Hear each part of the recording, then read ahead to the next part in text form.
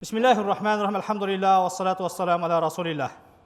Meyrimli uğrayımdı Allah Teala'nın atımenen başlap жаратқан Allah Teala'ға maqtoolor, Peygamberimiz Muhammed Habib Mustafa sallallahu aleyhi ve sellem ve selam salavatar aytып, урматтуу жамаат, аталар, агалар, бүгүн да сиздер менен кайрадан Кудайым буйрса, берекелүү жума намазында Кудай Таалага кулчулук кылуу максатында жума сабагында жолугуп олтурабыз. Аллахым ар бириңиздердин басып келген кадамдарыңыздарга хасанаттарды жазып, пендечилик, инсанчылык кылып ушул күнгө чейин кетирген күнөөлөрүбүздү кечирип, кимдир бирөөлөрдү капа кылган болсок кечирим сураганды, кечиришкенди, бири-бирибиздин акыбызды адалдаганды Аллах Таала бардыгыбызга насип кылган болсун. Урматтуу мусулман бир туугандар, бүгүнкү жума баян, бүгүнкү жума сабак сиздер менен Кудайым буйрса, кереметтүү Кур'анда Аллах Таала «Инналлаха ла язлимун наса шай'a, валакиннан наса анфусахум язлимун». Чындыгында Аллах Таала эч бир пендеге зулумдук кылбайт, зыянкештик жеткирбейт. Бирок адамдар өздөрү бири-бирине зулум кылат дейт. Адамдар өздөрүнө зулумдук кылат. Аллах эч бир пендеге зулумдук кылбайт, зыян жеткирбейт. Аллах Таала эч бир пендесин кордобойт, бирок адамдар бири-бирине көрө албастык кылгандагы, зулумдук кылгандагы адамдардын бири-бирине кылгандыгынын айынан болот. Валлаху ла юхиббул залимин. Алимран сүрөсүндө Аллах Таала зулум кылгандарды, бирөөлөргө азап чектиргендерди, бирөөлөрдү кыйнагандарды, кордогондорду, зордогондорду сүйбөйт деп Алимран сүрөсүнүн 57 аятында кайрылат. Шуара сүрөсүнүн 227 аятында «Ва сая'ламул лазина заламу айя мунқалабин янқалибун». Зулум кылгандар жакында алар кандай өздөрүнүн зулумдуктары кайтып барарын жакшы билишет. Зулумдук кылгандар аларга кылган зулумдуктары кандай кайтып бара турганын барарын аябай бир жакшы сезишет дагы билишет. Урматтуу мусулман бир туугандар, иттақу зулм. Пайгамбар саллаллаху алейхи ва саллям зулумдуктан, бирөөгө зыян бергенден сактангыла, корккула. Фаинна зулма зулуматин йомул кияма. Анткени бирөөгө ыза берген, бирөөдү коркуткан, үркүткөн, урган, тепкен зулумдук кыяматта бул караңгылык дейт. Бирөөгө акысын жегенден, кээде акысын жеген алдагандык менен болот, урдагандык менен болот. Бирок бүгүнкү күндө, акыркы күндөрдө мына ошол коомубуздагы карап тура турган болсок, бир тарбиянын жетишсиздигиби, же бир кутургандыктын себебиненби, тойгондуктун кесепетиненби, кыскасы мына ошол бардыгыбыз агрессивный болуп, жол талашып мушташкан, ойноп атып мушташкан, ичип отуруп мушташкан, дагы башка, кыскасы коомду аябай бир эмне мына ошондой бир жакы зорабандар, күчүн көрсөткөндөр, экинчи бир тарапты эмне мына ошол кордогондор, зордогондор аябай бир көбөйүп кетти. Зулумдуктун акыбети жаман, бул зулумдуктун акыры аябай бат кайтат. Пайгамбарыбыз саллаллаху алейхи ва саллям зулумдуктан корккула, зулумдуктан сактангыла, анткени зулумдук бул кыямат күндө башыңарга караңгылык болуп келет дейт. Аллах Таала хадис кудсиде «Я ибади», «О менин пенделерим,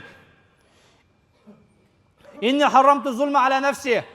Мен силерге зулумдук кылганды өзүмө тыюу салдым, өзүмө арам кылдым. «Важаалтукум байнакум мухаррама». Силердин ортоңордо да бири-бириңерге зулумдук кылганды арам кылдым, тыюу салдым. «Фала тазаламу». Андыктан кыйын болуп, бириңе-бириң зулумдук кылбагыла дейт. О менин пенделерим, мен өзүм силерге зулумдук кылбаймын деп өзүмө тыюу салдым. Силердин ортоңордо бири-бириңерге зулумдук кылганды дагы тыйдым. Андыктан «Фала тазаламу», зулумдук кылбагыла. Зулумдуктун акыбети жаман, урматтуу мусулман бир туугандар. Аллах Таала Ибрахим сүрөсүнүн 42 аятында «Ва ла тахсабанналлаха гафилан амма я'малу залимун». Залымдар кылган иштеринен Аллах Таала кабарсыз деп ойлобогула. Сен бүгүн бирөөдү алдап кетсең, же уруп кетсең, коркутуп кетсең, муну Кудай көрбөй калды, билбей калды деп кайдыгер калбагын. Аллах Таала залымдардын кылып аткан ишинен кайдыгер эмес, бардыгын билип турат. Иннама юахирухум лияумин ташхасу фихил абсар. Аллах Таала мына ошол зулумдуктарды көрүп, көздөр чаканагынан чыга турган күнгө кечиктирет дейт. Көздөр чаканагынан чыга турган күн бул жака бейишти, бул жака тозокту көргөзүп коюп, мына ошол сурак ала турган кыямат. Кыямат күнү мына ошол көздөр чаканагынан чыгып, мени каяка чечеткен? Мен бул жакамынбы? Эгер бейишке кире турган болсом жыргал экен, тозокко кирген болсом түгөдүм экен, бүттүм экен деп корккондугунан көздөрү жанакы эмне карегине батпай жарылып чыгып кете турган күн деп Аллах Таала кереметтүү Кур'анда кыяматты баяндайт. Аллах Таала залымдардын бүгүн кылып аткан көчөдө баратып, жолдо баратып, иштеп атып, экинчи бир адамды кордуктап, зордуктап уруп аткандыгынан кабарсыз эмес. Алардын кылып аткандыгын Аллах Таала бир аз кечиктирет дагы, көздөрү чаканактан чыга турган күнү ар бири мына ошол нерсеге эсеп берет дейт, урматтуу мусулман бир туугандар. Кур'ан Ибрахим сүрөсү 42 аят. La tazlimuna ve la tuzlamun. Zulumduk kılbagıla. Adamlarga zulumduk kılbagıla. Oşelle uçurda özüңөр dagı zulumduk körbөгüle. Özgölörgө zulumduk kılbagıla, özüңөр dagı zulumduk körbөгüle deydi urmattуу musulman bir tuğandar. Demek biz urmattууlar bürödü korkutpaşız, ürkütpeşiz dagı kerek. Oşelle uçurda janakı musulman degende özübüzdü bir ekinci sort sezip, bizdi korkutsa ola beret, bizdi ürkütse bola beret dep, janakı emne un çıkpay kalbaşыбыз dagı kerek.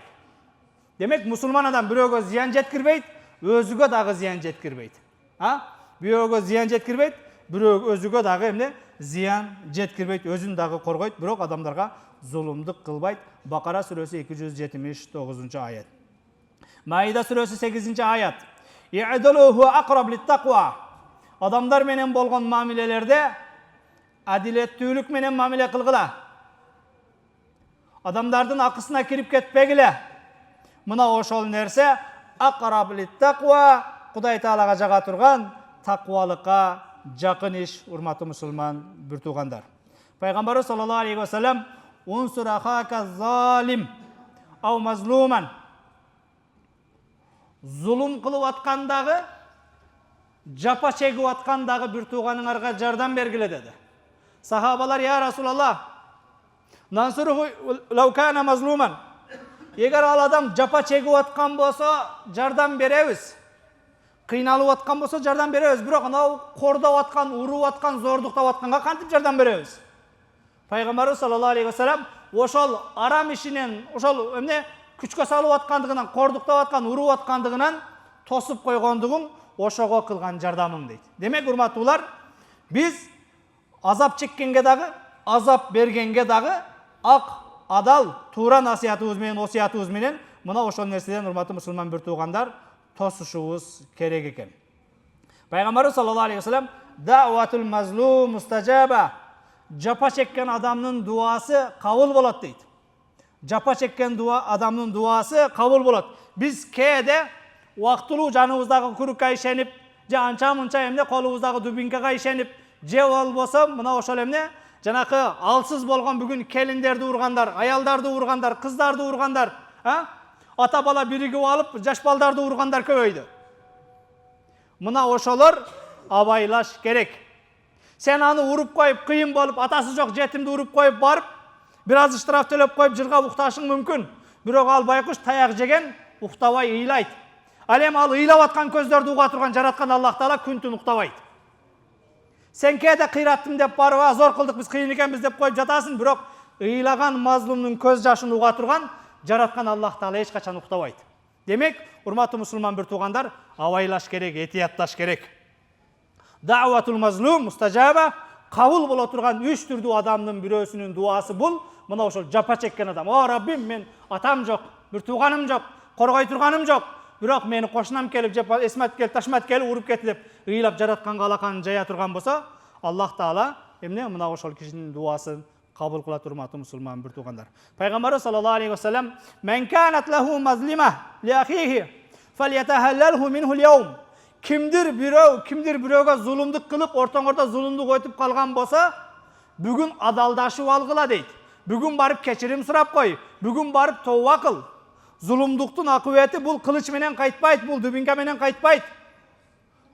Zulumduktun cazası bu sözsüz kelet. Al cazadan kutuluğunun bir ele jolu var. Tövbe kılıp jaratkandan keçirim suraşın gerek. Ekinci bir zulum çektirgen adamına dua kılıp oşol adamdın razıçılığını alışın gerek. Biz de tilekке karşı bugün tanış biliştike salıp, başkaga salıp, küçün көрсөтүp, ekinci bir adamdardın akısın arkanday bir jolдор менен жегендер, ургандar, korkutkandar tilekке karşı aябай көп урматтуу musulman bir tuğandar. Aş-Şura suresi 42. ayet. İnnemâs sabîlu alellezîne yazlimûnen nâs ve yabğûne fil ardı bighayri hak Улайка лахум азабун алим. Жаратқан Аллах Тааланын астындағы тозоқтың азабы бұл зұлымдық қылғандар үшін, адамдарға зұлымдық қылып қойып, жер жүзінде ақиқатсыздық менен бұзықылықты таратқандарға, алар үшін Аллах Тааланын тозоғында ауыр азаптар күтіп тұрады дейді, урматтуу мұсылман бір туғандар. Демек, бүгін қиратып қойдым, ұрып қойдым, қорқытып қойдым деп кенен жүргөнүң менен қияматтағы жазалар бұл дүйнөдө екінші бір адамдарға зұлымдық қылғандар үшін. Худ сүресі 113 аят. وَلَا تَرْكَنُوا إِلَى الَّذِينَ ظَلَمُوا فَتَمَسَّكُمُ النَّارُ.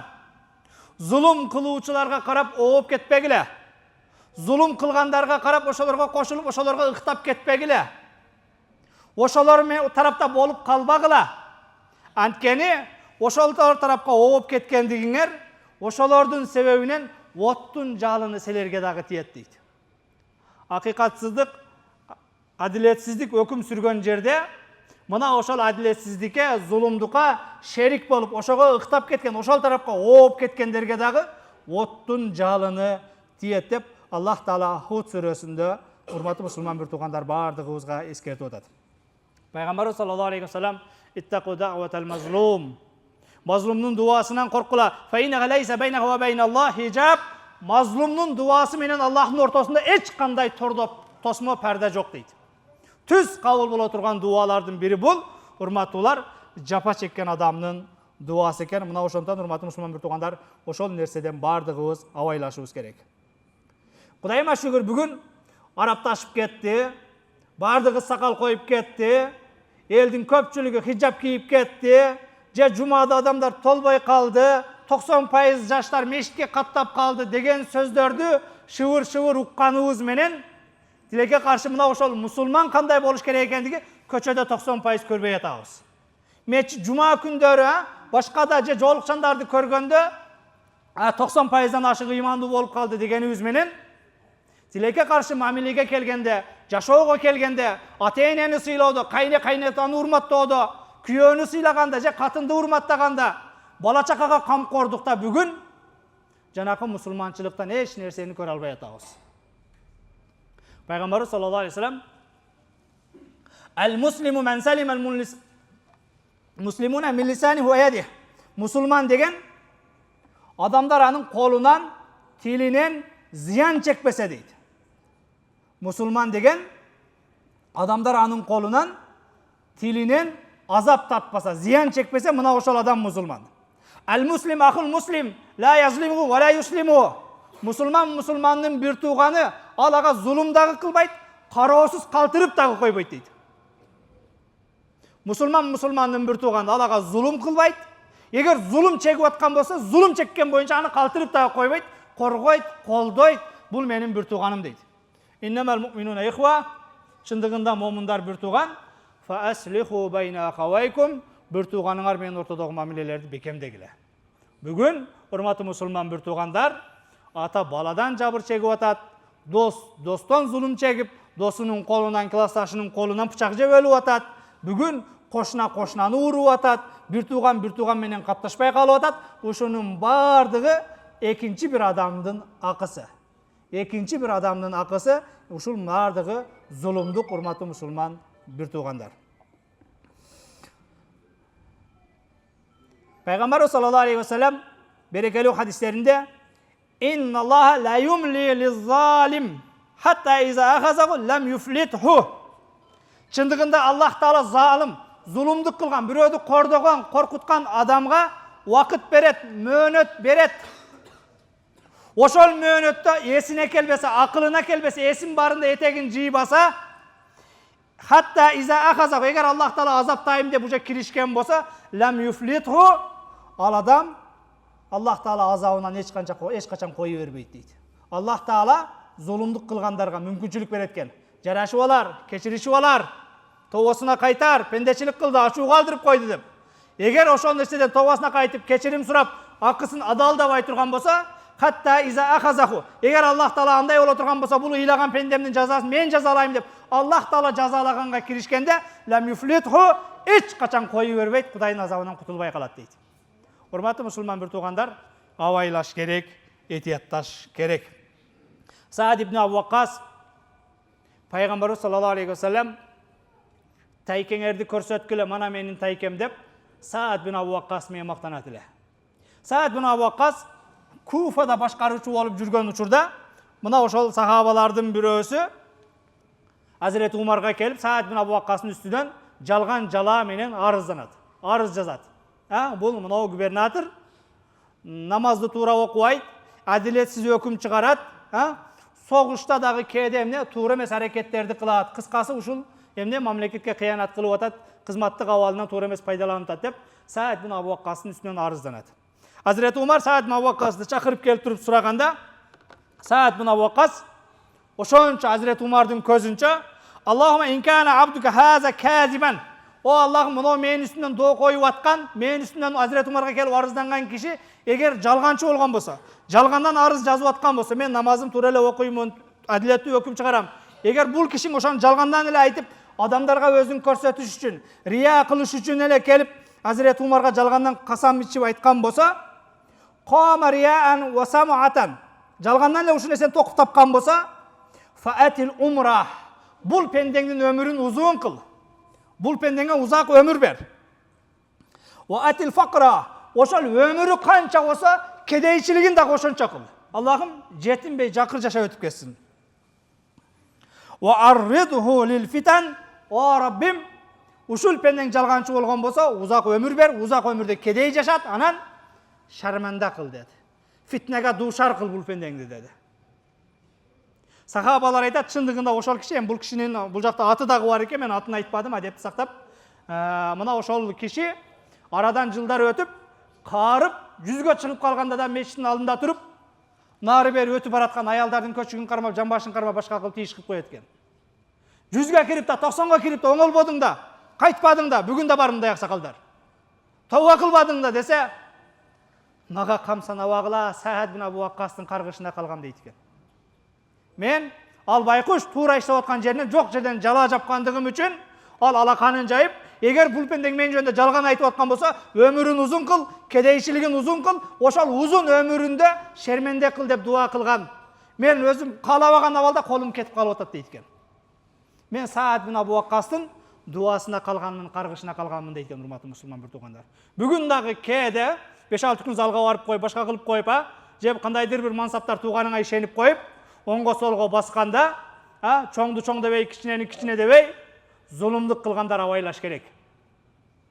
Бүгүн кээ бирөөлөрдүн дубинкасы болсо, кээ бирөөлөрдүн мансабы болсо, кээ бирөөлөр залга барып, билегинде бир аз күчү болгон болсо, бирок байкуштун жаратканы бар. Сенин кырышаң, агаң, акаң, досуң дагы бирөө боло турган болсо, ал ыйлагандын кырышасы жараткан Аллах Таала. Сенин кырышаң эртедир кечтир иштен кетиши мүмкүн, камалышы мүмкүн, өлүшү мүмкүн. Бирок ал байкуш ыйлагандын кырышасы түбөлүк жок болбойт. Ошондуктан адамдарга зулумдук кылганда абайлаш керек, урматтуу мусулман бир туугандар. Азирети Умар Египеттик башкаруучу, Египетте губернатор болгон кишилердин бирөөсүнүн уулу мына ошол жарышта баратып, камчы менен жанындагы ошол жарышка катышкан баланы уруп жүгөрөт. Бүгүн да балдар ойноп атып ушташып кетет. Уруп жүгөр, эмне урасың десе, мен жетекчинин губернатордун баласымын дейт. Мен мэрдин баласымын деген сөз.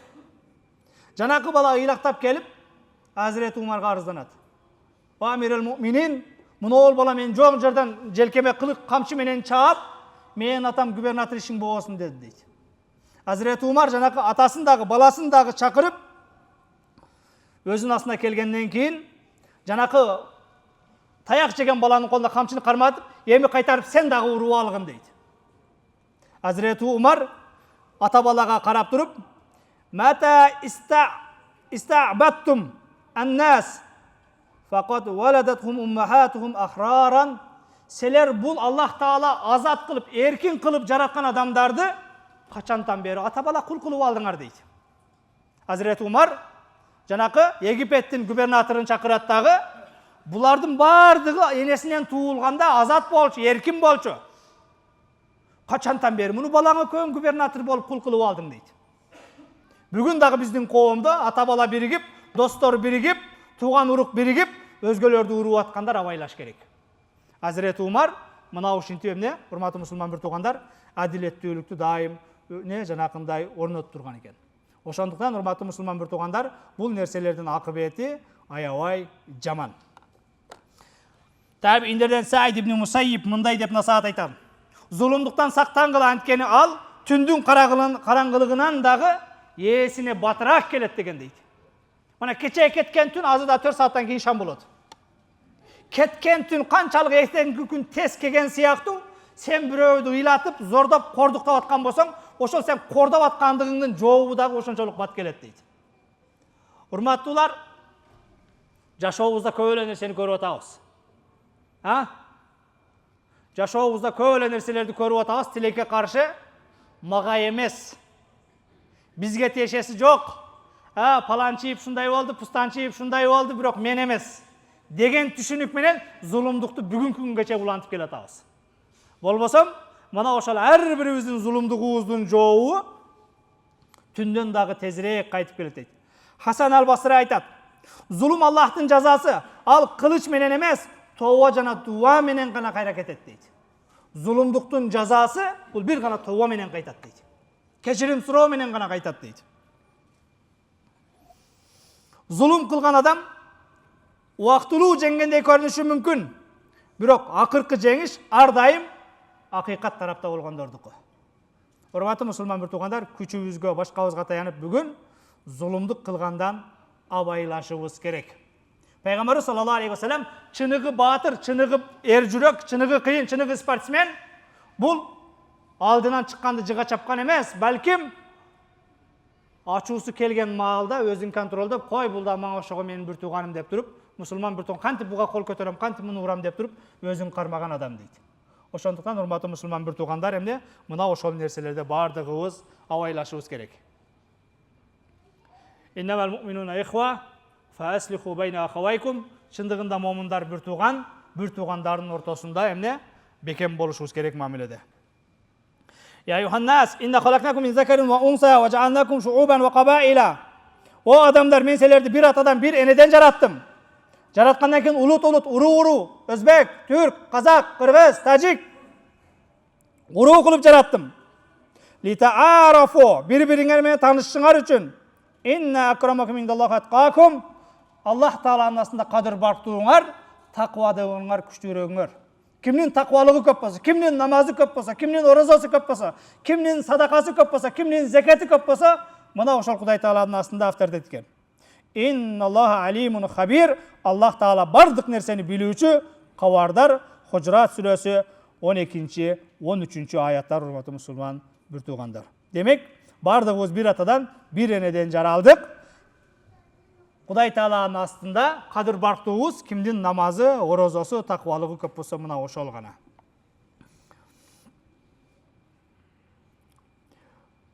Айюхаллазина аману. Ыйман келтирген пенделер, биздин момун бир туугандар, биздин өзгөчө жумага келген намазкандар, биздин Ош шаарындагы канча адам жашаган болсо, ошолордун арасынан Кудайга жакыныраактар, такварактар, намазкандар, Кудайдан корккондор келип бүгүн жумага катышып отурасыздар. Ва атасиму бихаблиллахи жамиа. Аллахнын дининде туура жолдо бекем болгула. Ва ла тафаррaqu. Бөлүнүп жарылбагыла. Вазкуру ниъматаллахи алейкум. Аллах Тааланын берген неъматтарын эстегиле. Бүгүн кандай жашоо берип атат, кандай жыргал жашоо берип атат, кандай тынчтык берип атат. Вазкуру ниъматаллахи алейкум. Аллах Тааланын силерге берген неъматтарын эстегиле. Изкунтум адаан. Бир учурларда душман элеңер, бир учурларда бири-бириңер тааныбайт элеңер. Бул мына ошол эмне? Аллах Тааланын сахабалардын доорунда сахабаларга түшүргөн аяттары.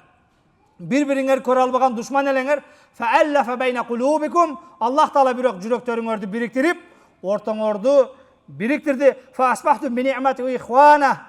Аллах Тааланын неъматы менен бир тууган болуп бардыңар, ыйманга келип, пайгамбардын желегинин астына бириктиңер. Урматтуу мусулман бир туугандар, ошондуктан Аллах Тааланын дининде ынтымакта бекем болгула. Эгер бөлүнүп жарыла турган болсок, егер бір-бірімізге көралбастық қыла тұрған болсақ, зұлымдық қыла тұрған болсақ, урматтуу мусулман бір туғандар, ешкім жеңбейді, ешкім ұтпайды. Жиынтық бардығыбыз ұтқызабыз, бардығыбыз банкроттабыз.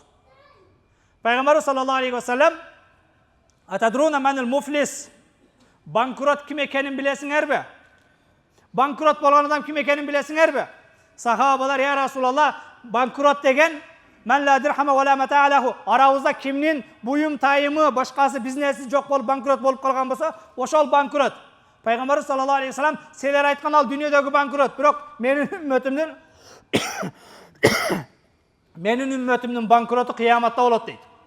Фаяти би салатин ва закатин ва сиям, намазы менен, оразасы менен, зекеті менен келеді. Сөгіп қойғандығына намазын береді. Ата бала бірігіп алып ұрып қойғандығына оразасын береді. Алдап қойғандығына намазын береді. Мына ушинтип отырып, бүт соуынан құрқалады. Менің үмметімнің банкроты, урматтуу мусулман бір туғандар, қияматта болады дейді Пайғамбар саллаллаху алейхи ва саллям. Ошондуктан бардығыбыз мына ошол эмне кыяматтын жолунда бараткан инсандарбыз. Бул дүйнө сыноо дүйнө. Мына ошол убактылуу бир сыноо дүйнөдө канча өмүр калганды жаратканга маалым. Канча убакыт калгандыгы жаратканга маалым. Ошондон урматтуу мусулман бир тугандар, мына ошол убактылуу дүйнөдө, убактылуу бир өмүрдө бардығыбыз абайлашыбыз керек, этиятташыбыз керек. Анткени биз бүгүн кээде бизге билинбеген менен, бизге байкалбаган менен бирок бардык нерсени иреттеп турган, ордуна коюп турган, жакшылыктын жазасын, жакшылыктын сыйлыгын, жамандыктын жазасын бере турган Аллах Таала секунд сайын, минут сайын ар бирин контролдоп турат. Биз тилекке каршы убактылуу бир эмне тапкан акчабызга, мансабыбызга, башкага же күчүбүзгө ишенип, экинчи бир адамдарга зулумдук кылгандан абайлайлы. Урматтуу мусулман бир тугандар, негизи биздикиндей болгон бир 90%, 100% дээрлик 100% десек жаңылбайбыз. 97% анча-мынча теңирчилерди чыгарып салганда. 97% мусулмандар жашаган өлкөдө, анын ичинен 70-80% жаштар монтип, жума толтуруп, мешит толтурган өлкөдө зулумдук жөнүндө, бирөөнүн акысы жөнүндө сүйлөгөн пазар болсо керек. Мен мусулманмын деп намаз окуп, мен Кудайдын кулумун деп, пешенени саждага коюп алып, мешитке киргенде кул, көчөгө чыкканда кожоюн болгон токтотуш керек. Урматтуулар, бүгүн үй бүлөдө баласын урган аталар пайда болду. Кызын урган аталар пайда болду. Атаны урган бала менен небере пайда болду. Бүгүн жолдогу, коомдогу мына соцсеттегини бардыгын менен мурда көрүп турасыңар. Тилекке каршы урматтуу мусулман бир тугандар, Аллах Таала берген бул тынчтык, бул бүгүнкү бардар жашоо, кайсыл нерсени кор тутсак, ошол нерсеге зар кылуу дагы бар. Кайсыл нерсени кордогон болсок, кайсыл нерсени ысраф кылган болсок, ошол нерсеге жооп берерибиз дагы бар. Бүгүнкүдөй бир бардар жашоодо, тынч жашоодо, бүт бардыгы бар жашоодо болор болбос бир нерсеге, бир светофордо бир секунд үчүн мушташып башка кылып, бири-бирибизге пычак көтөргөн токтотолу. Пайгамбар саллаллаху алейхи ва саллям бири-бириңерге пычак, кылыч кезебегиле. Сен кезеген маалда шайтан келип аны түртүп бериши мүмкүн дейт. Бири-бириңге кол көтөрбө дейт. Пайгамбар саллаллаху алейхи ва саллям эки адам мушташып, бирин экинчиси өлтүрүп кое турган болсо, экөө тең тозокто деди. Я Расулалла, өлтүргөнгө белгилүү тозокто, өлгөн бечара не үчүн деди. Өлтүрбөгөндө бул өлтүрөт болчу деди. Бул даганан кем калбаган кыйын деди. Стойкага тургандыгы үчүн тозокко кирет деди. Урматтуу мусулман бир тугандар, тентекке тоңоюп терекпел секире бербестен, момун экендигибизди, бир кул экендигибизди, кайдан келдик жана кайда бараткандыгыбызды эстен чыгарбайлы. Кайдан келдик, кайда бараткандыгыбызды эстен чыгарбайлы. Бүгүн убактылуу бир эмне, бул жаштык дагы, бул күч дагы, бүгүн анча-мынча бир кызматта турган болсоң, ал дагы убактылуу, не деген гана инсандарды көрдүк, урматтуулар. Күн сайын бизде тарыхтан сабак ала турган окуялар түрү менен болуп атат. Кече кутургандар бүгүн ким? Бүгүн кутургандар эртең ким экенин эстен чыгарбасын. Жараткан Аллах Таала бүгүн жеңил, жыргал жашоо берип аткан болсо, буга шүгүр кылалы. Вала ин шакартум ла азиданнакум, шүгүр кылсаңар көбөйтүп берем. Вала ин кафартум, мен берген неаматтарга күфүрлүк кылсаңар, көтөрө албасаңар, кутурсаңар, азабым катуу дейт. Субхана раббика раббил иzzati amma yasifun ва саламун алал мурсалин валхамдулиллахи раббил аламин. Жараткан Аллах Таала өзүңдөн жалбарып суранарыбыз. чыныгы момун болуп жашаганды баарыбызга насип кыл. Аллахым чыныгы момун болуп жашаганды бардыгыбызга насип кыл. Жараткан Аллах Таала кыяматта таразадагы эң оор сооп жакшы кулк мүнөз деп пайгамбарың сүйүнчүлөгөн бизди жакшы кулк мүнөз менен мүнөздөндөр. Аллахым бири-бирибизге пендечилик кылып, зулумдук кылган болсок, акыбызды жеген болсок, кечиришкендерден, кечирим сурагандардан, бири-бирибиздин акыбызды адалдагандардан кыл. Жараткан Аллах Таала буга чейинки күнөөлөрүбүздү кечирип, мындан аркы жашообузду күнөөсүз жашаганга бардыгыбызга өзүң тавфик бергин я Раббана Раббул Аламин. Жараткан Аллах Таала өзүң мээримдүүсүн, ырайымдуусун, кечиримдүүсүн. Өзүңдөн жалбарып суранабыз. Биз алсыз, biz günökör pendeleriň bugün cumaga kelip tize bugüp alakan jayıp sajda kılıp özüňden jalbaryp suranarybız. Buga çeyinki jalpy günöleribizdi keçirgin. Allah'ım günö kılıp jürüp ötüp gitken ança-munça bir togandarybızdy dagı keçirgin. Allah'ım bardygyn özüň rahmatyň algynyň. Jaratgan Allah Taala ýyk cuma gününde bul berekeli jamaattan dua suragandar bar. Mına oşol işi jürüşpey atkan bir togandarybız işlerine igilik berginiň, karzdlarlaryň karzdan kutuluşuna özüň jardam berginiň, жаңы iş başlap atkandarga, ülen alбай atkandarga Allah'ım özüň жеңилдик бергениň. Jaratgan Allah Taala bul jamaattan dua ümit kılgandardyň niyetlerin, жана жамаатыбыздын жүрөгүндө кандай дуа тилек максат болгон болсо өзүң кабыл кылып, бардыгыбызга өзүң жетиштүү, өзүң жардамчы болгон. Ва саллаллаху таala ala хайрul Muhammad ва ala alihi ve sahbihi ecmaîn. Bi rahmetika ya erhamer rahimin.